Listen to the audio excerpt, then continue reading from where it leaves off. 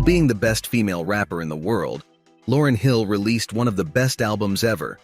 But when the lights shone too bright, she went into hiding. From being a victim of different lawsuits, to depression issues, and to the Vatican Church literally wishing for her downfall, controversy ruined the career of Lauryn Hill. Today's video is about the rise and fall of rapper, singer, songwriter, record producer, and one of the most influential artists of her generation, Lauryn Hill. We keep on dealing like the white man. You know, as soon as you say the white man took everything away from me. Took everything away from you, that means you have to give him props for everything that you do have.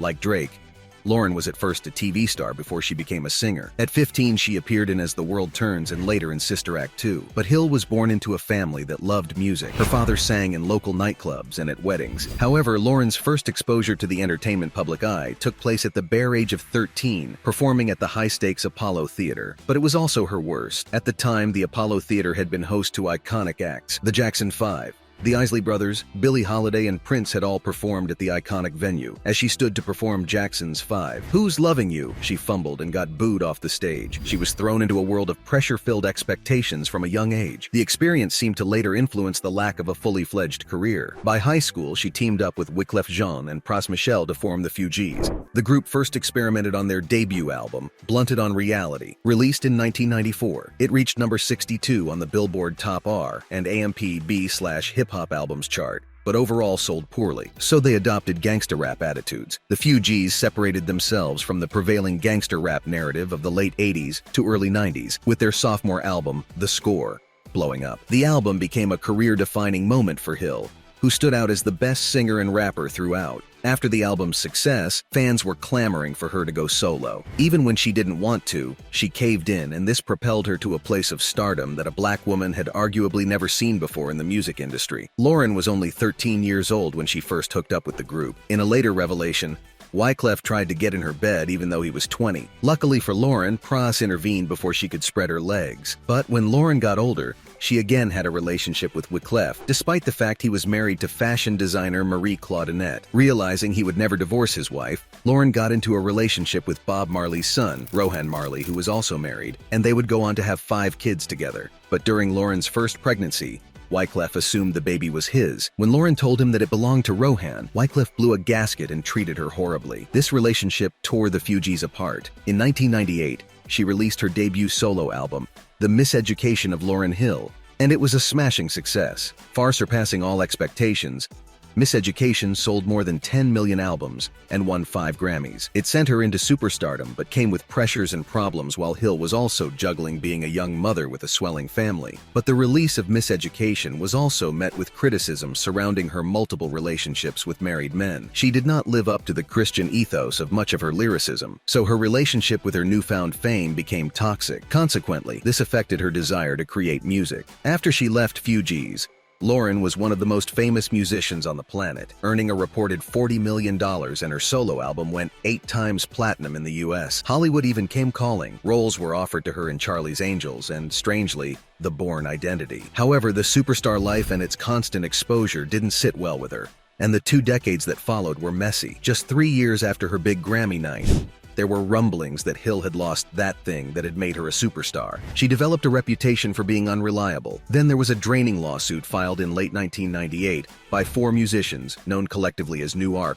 who sought co-writing and co-production credits on Miseducation. She denied it, but eventually settled out of court with them for a reported $5 million in 2001. Meanwhile, Hill's family continued to grow. She had her 3rd child with Rohan Marley, the son of Bob Marley, and went on to have 2 more before they broke up. That same year, she had a 6th kid, Micah, by another man, whose identity is not publicly known. Just months after settling the lawsuit, Hill released and taped MTV Unplugged to a small crowd. During the show, she described herself as emotionally unstable and a mess, but also said that she was at peace. However, the record was a commercial disaster. By the early 2000s, she began traveling down a path of individuality and spirituality away from her fans. She disliked not being able to go out of her house to do simple errands without having to worry about her physical appearance. She fired her management team and began attending Bible study classes 5 days a week. She also stopped watching television, doing interviews, or listening to music. She started associating with a spiritual advisor named Brother Anthony,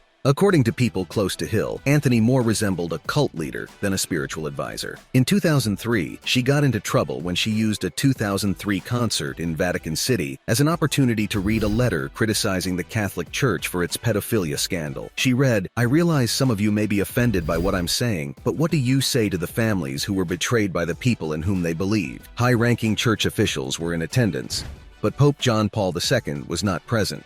Needless to say, the Catholic Church didn't take kindly to her diatribe. They released this to the media. Hill's personal problems do not justify her rants against the Catholic Church. After all, Sinead O'Connor isn't exactly normal either, and she justifiably paid a price for her stunt on Saturday Night Live when she ripped up a picture of the Pope. We expect Hill's career, already in decline, will continue to head south. Columbia Records should show her the gate. The following day, several reporters suggested that Hill's comments at the Vatican may have been influenced by Brother Anthony, her spiritual advisor. As years passed, new music was more infrequent. In 2013, Lauryn released Neurotic Society, her first music in a decade, however earlier than planned. The reason for its quick release was that 2 days later she was imprisoned for 3 months for tax evasion of more than $500,000. Lauryn served 3 months in a federal penitentiary for tax evasion because she failed to file tax returns for 5 years. She had failed to report $2.3 million in income. Sadly, she had several opportunities to make more money, but turned them down. Lauryn shunned several endorsement deals because companies wanted to pay her, not the Fugees. Pepsi wanted to put her in a television commercial, but she turned it down, saying she wasn't doing it without the Fugees. After an ill-fated attempt at a Fugees reunion in 2007, Pras Michel said, "Before I work with Lauryn Hill again, you have a better chance of seeing Osama bin Laden and Bush getting a latte." Recently, Lauryn Hill has been making slightly more frequent appearances in the public eye. Still, there have been glimmers that the now 48-year-old might get her groove back. Last September, she reunited with the Fugees for a Global Citizen concert at Lower Manhattan's rooftop at Pier 17, and she joined Nas on Nobody from his 2021 album King's Disease 2. On the track, Lauryn Hill rapped about her absence from the recording industry, celebrating her longtime liberation from the game as a personal victory. Recently, she delivered a surprise reunion performance with Fugees at the Roots Picnic. This was intended to signify a celebration of the 25th anniversary of the Miseducation of Lauryn Hill, but the trio performed 6 iconic tracks from their discography. If being sampled by the biggest artists on the planet is an acknowledgement of one's influence, then Lauryn Hill still has stock in the game. The Miseducation of Lauryn Hill has been interpolated by Drake and Cardi B of late, Kanye West, Burna Boy, and Lizzo, hence proving her reputation as the most influential female rapper of all time. What do you think really ruined her career? Let us know in the comments. Don't forget to like and subscribe.